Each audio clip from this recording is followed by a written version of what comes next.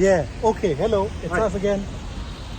Desmond Copano, Theories of the Person. In the last video, in one of the videos, we spoke about the textbook. Yes. And the textbook we're using is Moore, Faljun, and Mayer For personology, from the individual. So the individual individual to ecosystem. ecosystem. And so what do you think about the textbook? So, I mean, I prescribe the textbook. So in one sense, as far as textbooks go, I liked it. And what does a textbook do? Firstly, it's for students to not feel anxious and Yeah, okay. It deals with that. Deals with that. And it does give a good introduction to different theorists. So I thought it does the work. No, I think I like the way they organized it. 5th edition, I mean, they deal with each theorist in turn, from way back Freud, they go to Skinner, they go to Adler, they go to the other psychoanalytically inclined theories, and they go to Skinner. Right. What I don't like is that this thing at the end that they do.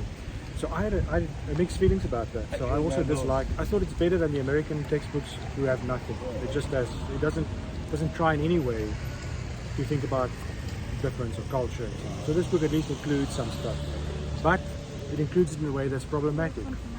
And why is it problematic? Well, they call it alternative. That's the first thing. Alternative. Right? That's the first thing. So, and it makes it an add-on.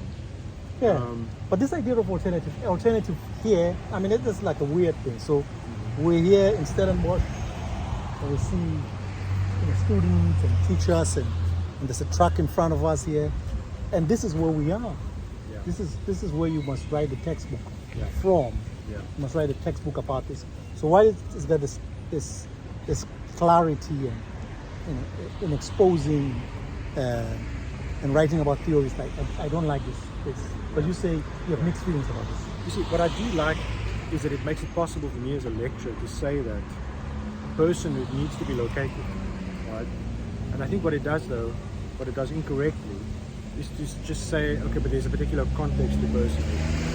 So you have a kind of general personhood, and then you have African personhood. So that's very problematic. That's very problematic. It's very problematic. But it does make it possible as a lecturer to say, but let's think about the relationship between culture and personhood. What is culture in relation to personhood? Culture meaning forms of life. But you do it in the textbook, or you do outside? No, it's not in the textbook. Outside the textbook. Yeah. That's a challenge, and there's another thing that we can talk about: failure. To what extent do we successfully get that across? When you in the end, in week 6, you start saying something about critical or alternative approaches. It doesn't have feminism, by the way. It doesn't have feminism. So it's like, well, you can say feminism doesn't have it's not a theory or personality, right? You can say this, but there are feminist psychologists who are writing about personality, right? Also, it presents it as a chapter on African. Theories of personhood, and Asian. It doesn't have a chapter on European conceptions of personhood or American. So the whole book is about general theories of personhood. So it doesn't theorize. It doesn't tell us, like Freud himself could be read as a cultural psychologist. That's a really important point right there. Yeah, that you don't locate Freud in his cultural context. Yeah. I know the psychologists who like Freud might respond to this, but this is a really big point in my head. At some moment I'm in class, I'm teaching, I'm thinking, I'm doing precisely what I am against. I am talking for 50 minutes over several weeks about European thinkers, as though they are not European thinkers. Yes. Yeah.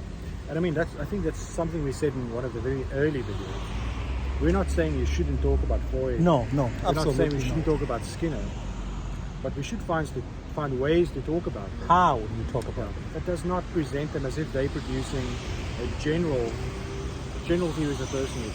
And then you also have located ones, cultural ones, African ones, Latin American ones, or whatever. And what I'm learning, by the way, and we should talk about this at some point, about this collaborative teaching, which is a really a wonderful, is although, I have been thinking about how would I write a textbook, or I've already written about kind of perspectival knowledge from here, looking at the world from here. I realized that the moment you prescribe a book, you don't have a book like this, which is great in one sense. It's really good. But the moment you prescribe a textbook, you're already limited. That choice already limits what you can do in class, because students need this for the test, for the exam. So even if you go outside of it, they say, okay, we can hear you, but the knowledge that they will memorize is the one in the textbook. There's always a tension between them seeing the textbook as a source of something that they need to master, they have to, and we reinforce that idea by saying you have to memorize it to come and write a test. But then when we teach, we say this is not the source of something. This is one attempt to theorize personhood, to frame personhood. And I don't think they hear this. No, and we have a problem with that frame. Do they hear this? So we are saying, to some extent, where this book ends, this is where knowledge begins. this is where it should start. It shouldn't start with a chapter on African. It shouldn't start with a chapter on African psychology. It should start with a chapter on we cannot theorize personhood. Yeah, that's the first outside chapter. of the world. Right. You have to world it. I really think so. So that the textbook publishers out there and the writers of textbooks, because I realize textbooks are, if for nothing else, for just attenuating, just moderating the anxiety of students, that we need to go back and write textbook. There was a moment when textbook writing was flourishing in South Africa. Yeah. And it still happens, but I think particularly the critical psychologists. Yeah.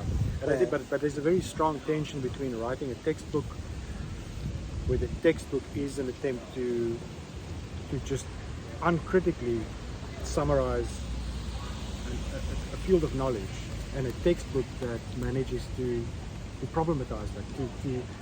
The textbook itself should be a way to say, I don't know if that's possible. To what extent can you make a textbook that questions itself and what it does? I think I want to say it's possible, because the problem is closing that knowledge. It's precisely creating this theories within an enclosure. It says, well, here is this, instead of repeatedly. This textbook has this pathway called enrichment, but also activities. If nothing else, you should include this in that context. But I don't think that's adequate. I think you should do more. Yeah. Right? So that's about the textbook. I think it'd be great to hear your views about this. Do you think, sorry, last thing I want to say, can you imagine a module, maybe not in the psychology department, but in an anthropology department, called American Psychology? That's a great thing for an anthropologist. No, I have thought about this. I have really thought about it. It would be a great that module. which is American theories of personality. This is what it is. Because that last part doesn't quite fit in there. You start to see, okay, that doesn't, this is Western, European and Euro-American kind of personality theories, the theories of the person. Yeah. That's precisely what you should be doing. But in fact, that in itself is a radical move, a really highly critical, in a wonderful way. I wonder whether in a few years we will allow ourselves, or Stellenbosch will allow us, our colleagues, to do that kind of way. Great. Okay. Great, thank you. Great, thanks.